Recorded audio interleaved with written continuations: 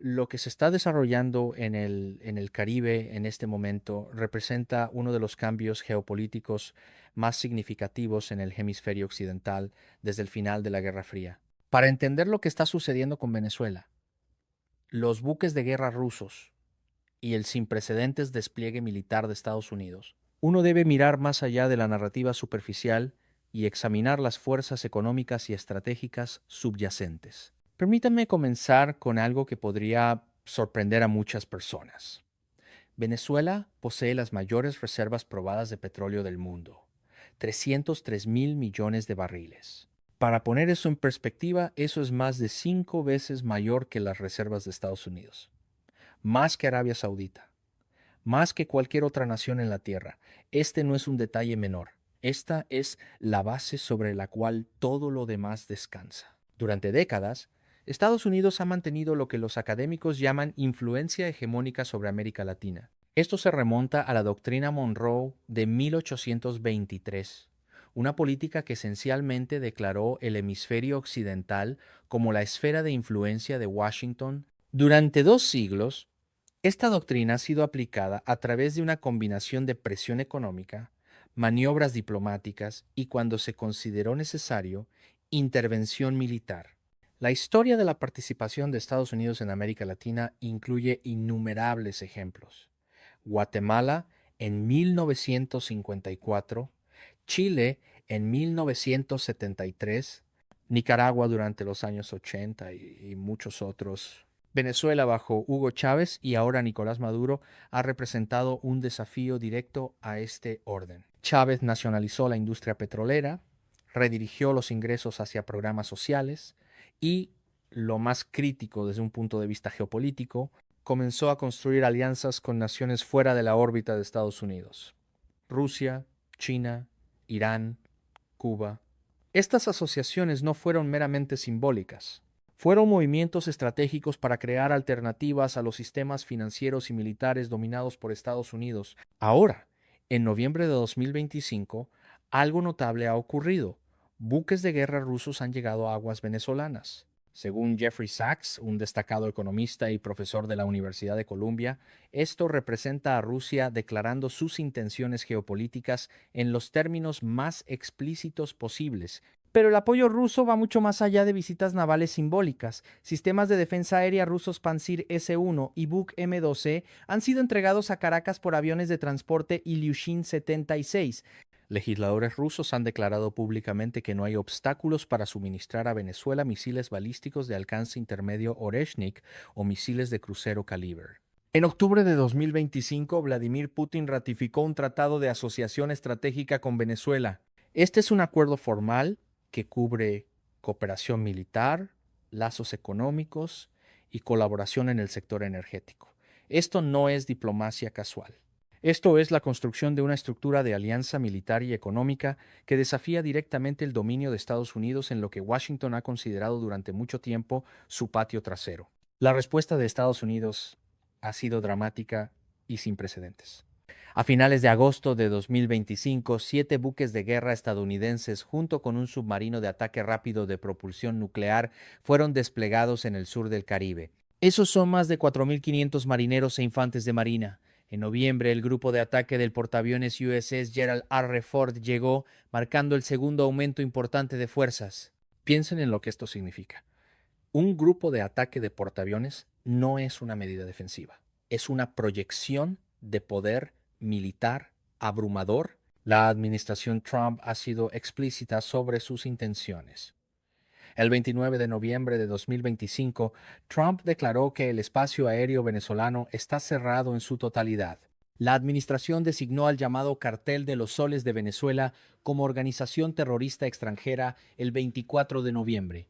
Esta designación es legalmente significativa porque proporciona opciones militares ampliadas sin requerir una declaración formal de guerra del Congreso.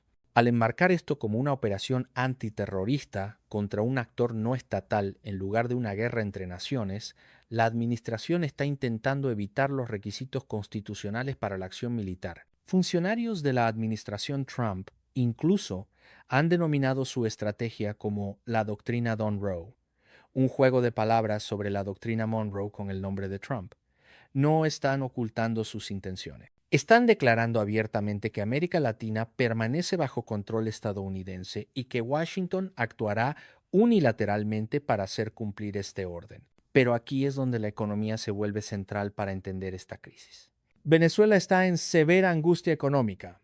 El Fondo Monetario Internacional pronostica que el crecimiento de Venezuela se desacelerará a solo 0.5% en 2025, con la inflación aumentando a 548.6%. 548% de inflación significa que la moneda está esencialmente colapsando. El bolívar ha perdido prácticamente todo su valor. Los bienes básicos son escasos. Millones de venezolanos han huido del país, creando una de las crisis de refugiados más grandes del hemisferio occidental. Este colapso económico tiene múltiples causas. La mala gestión y la corrupción dentro del gobierno venezolano son factores reales. La nacionalización de industrias sin la experiencia técnica o inversión adecuadas condujo a una productividad decreciente. Los controles de precios y controles de cambio crearon mercados negros y escasez. Estas son críticas legítimas de la política económica venezolana. Sin embargo, sería intelectualmente deshonesto ignorar el papel de la guerra económica externa. Estados Unidos ha impuesto algunas de las sanciones más completas jamás aplicadas a una nación fuera de tiempos de guerra.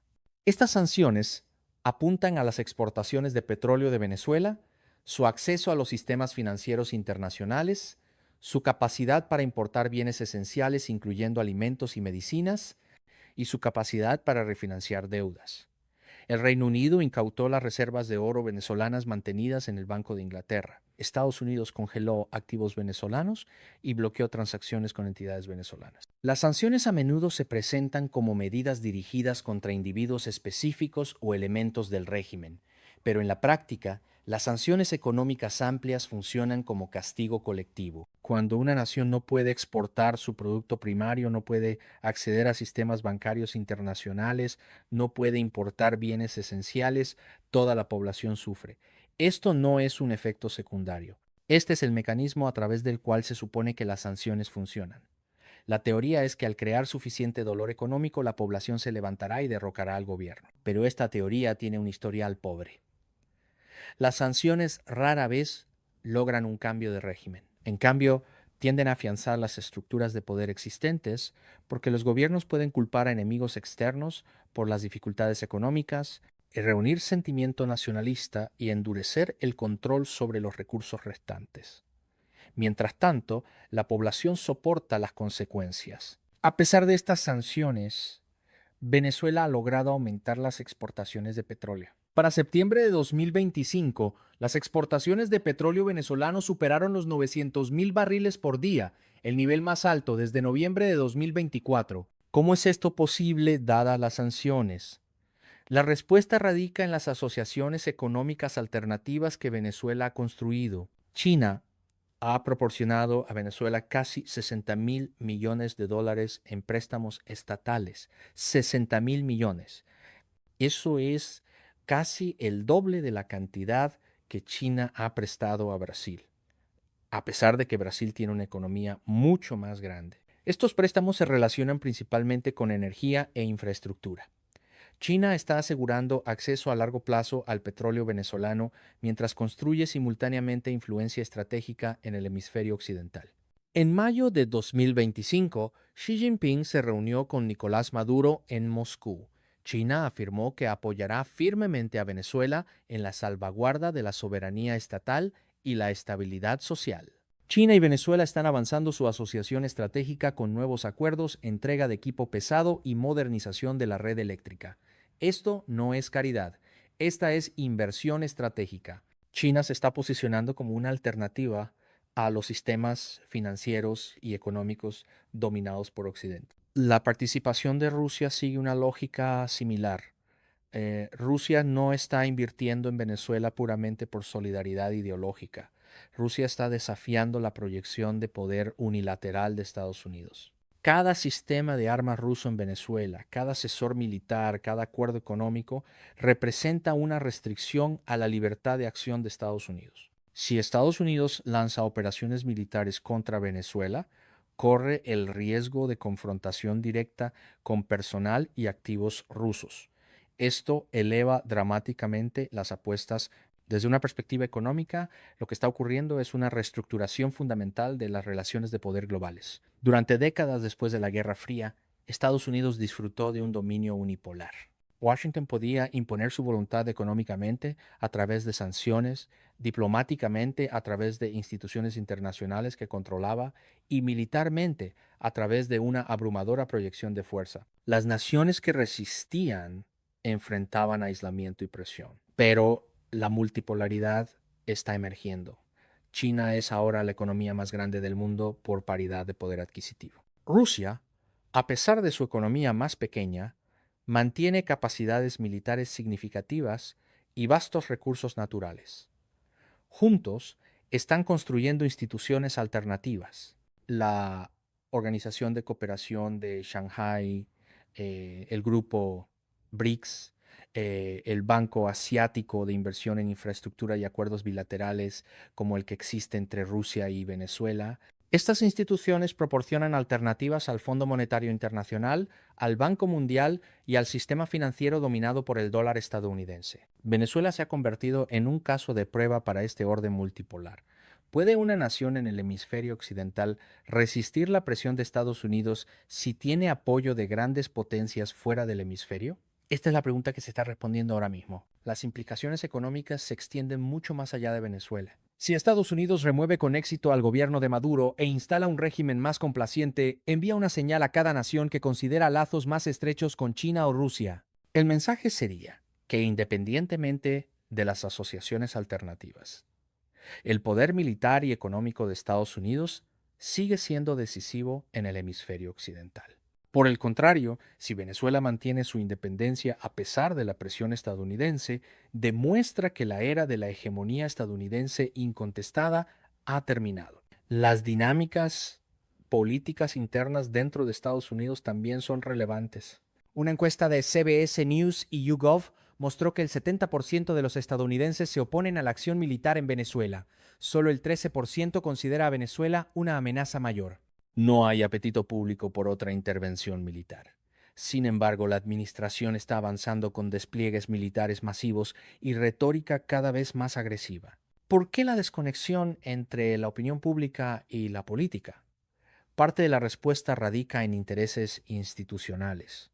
El complejo industrial militar de Estados Unidos, las agencias de inteligencia y el establecimiento de política exterior tienen incentivos institucionales para mantener la presencia militar global y justificar el gasto en defensa. Venezuela representa tanto una amenaza al orden establecido como una oportunidad para reafirmar el dominio. También hay preocupaciones estratégicas genuinas desde la perspectiva estadounidense. Si los sistemas militares rusos están basados permanentemente en Venezuela, si la influencia económica china se expande por toda América Latina, si las naciones en el hemisferio occidental miran cada vez más hacia Pekín o Moscú en lugar de Washington, esto representa un cambio fundamental en la distribución del poder global. Desde el punto de vista de los planificadores estratégicos de Estados Unidos, prevenir este cambio vale una inversión y riesgos significativos. Pero los riesgos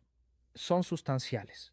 Venezuela ha movilizado más de 2.500 soldados en ejercicios militares, desplegando 12 buques navales, 22 aeronaves y cazas Sukhoi Su-30 de fabricación rusa equipados con misiles antibuque. Estas no son fuerzas simbólicas. Si estalla un conflicto militar, no será una operación breve y limpia. Será sostenida, costosa y potencialmente involucraría confrontación directa con sistemas militares y personal ruso. Los costos humanitarios serían catastróficos. Venezuela ya enfrenta una crisis humanitaria debido al colapso económico. El conflicto militar compondría este desastre exponencialmente.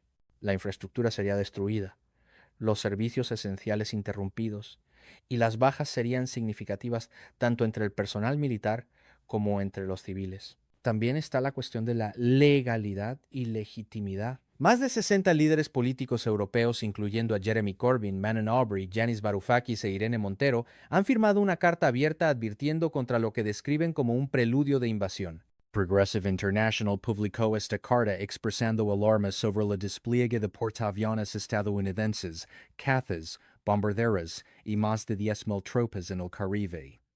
Estas no son voces marginales. Estos son funcionarios electos y figuras públicas prominentes expresando serias preocupaciones sobre la trayectoria de la política estadounidense. El derecho internacional también es relevante aquí. La Carta de las Naciones Unidas prohíbe el uso de la fuerza contra la integridad territorial o independencia política de cualquier Estado, excepto en casos de autodefensa o con autorización del Consejo de Seguridad. Venezuela no ha atacado a Estados Unidos. No hay resolución del Consejo de Seguridad que autorice acción militar. La designación del Cartel de los Soles como organización terrorista es una maniobra legal diseñada para eludir estas restricciones, pero no cambia la realidad subyacente de que la acción militar contra Venezuela violaría el derecho internacional. Desde una perspectiva de análisis económico, uno debe considerar los costos de oportunidad, los recursos que se están desplegando en el Caribe, el capital diplomático que se está gastando, los costos potenciales del conflicto militar. Todo esto representa inversiones que podrían dirigirse a otra parte. Estados Unidos enfrenta desafíos internos significativos. La infraestructura está envejeciendo, la desigualdad está aumentando, los costos de atención médica son insostenibles, los resultados educativos están disminuyendo. Las decenas de miles de millones de dólares que se requerirían para operaciones militares en Venezuela podrían abordar necesidades internas apremiantes. También está la cuestión de si la intervención militar lograría incluso sus objetivos declarados. Las operaciones de cambio de régimen tienen un historial pobre. Irak, Libia, Afganistán. En cada caso, la remoción de un gobierno existente llevó a inestabilidad prolongada, desastres humanitarios y resultados muy diferentes de lo que los planificadores anticiparon. ¿Por qué sería Venezuela diferente? Incluso si las operaciones militares remueven con éxito al gobierno de Maduro, ¿qué viene después? Venezuela requeriría reconstrucción económica masiva, estabilización política y alguna forma de gobierno transicional. ¿Quién proporciona esto? ¿Estados Unidos? ¿Instituciones internacionales? ¿Una coalición improvisada? El resultado probable es caos prolongado, crisis humanitaria continua y eventual rechazo contra la intervención extranjera. Permítanme volver a los fundamentos económicos porque son cruciales. Venezuela tiene el petróleo, 303 mil millones de barriles. Esto no va a desaparecer independientemente de quién gobierne. La pregunta es quién controla el acceso a este recurso y bajo qué términos. Un gobierno alineado con Washington presumiblemente abriría el sector petrolero a la inversión internacional en términos favorables a las compañías occidentales. Un gobierno alineado con Rusia y China dirigiría los ingresos petroleros y el acceso hacia esos socios. En última instancia, esto se trata del control de recursos y los términos de integración económica global. Venezuela, bajo Maduro, insiste en la soberanía sobre sus recursos y el derecho a elegir sus socios económicos. Estados Unidos insiste en un orden hemisférico donde las preferencias de Washington tienen prioridad. Estas posiciones son fundamentalmente incompatibles. La tragedia es que los venezolanos ordinarios están atrapados en el medio. Enfrentan colapso económico, potencial conflicto militar e inestabilidad política independientemente de qué lado prevalezca. El juego de ajedrez geopolítico que se está jugando entre Washington, Moscú y Pekín trata a Venezuela como un tablero, no como una nación de 30 millones de personas con sus propias necesidades y aspiraciones. No hay respuestas fáciles aquí. Pero entender las fuerzas económicas y estratégicas en juego es esencial. Esto no es principalmente sobre democracia versus autoritarismo. Aunque ese encuadre se usa a menudo, esto es sobre la distribución del poder global, el control de recursos estratégicos y los términos bajo los cuales las naciones se integran en la economía global. La llegada de buques de guerra rusos a aguas venezolanas es simbólica, pero también es sustantiva. Representa un desafío directo a 200 años de dominio estadounidense en el hemisferio occidental. Si este desafío tiene éxito o fracasa, dará forma a la geopolítica global durante décadas venideras. Lo que suceda a continuación depende de decisiones que se están tomando ahora mismo en Washington, Moscú, Pekín y Caracas. ¿Prevalecerá la diplomacia o se usará la fuerza militar? ¿Se levantarán las sanciones económicas a cambio de concesiones políticas o se intensificarán? ¿Resultarán duraderas las asociaciones económicas alternativas o la presión estadounidense resultará abrumadora? Estas son preguntas abiertas, pero las apuestas no podrían ser más altas. El resultado determinará no solo el futuro de Venezuela, sino la trayectoria más amplia de las relaciones de poder globales en el siglo XXI. Entender estas dinámicas a través de una lente económica revela que bajo la retórica sobre democracia y seguridad, esto es fundamentalmente sobre poder, recursos y la arquitectura del orden global. El mundo está observando lo que se desarrolla en el Caribe. Las decisiones tomadas en las próximas semanas y meses reverberarán mucho más allá de las fronteras de Venezuela.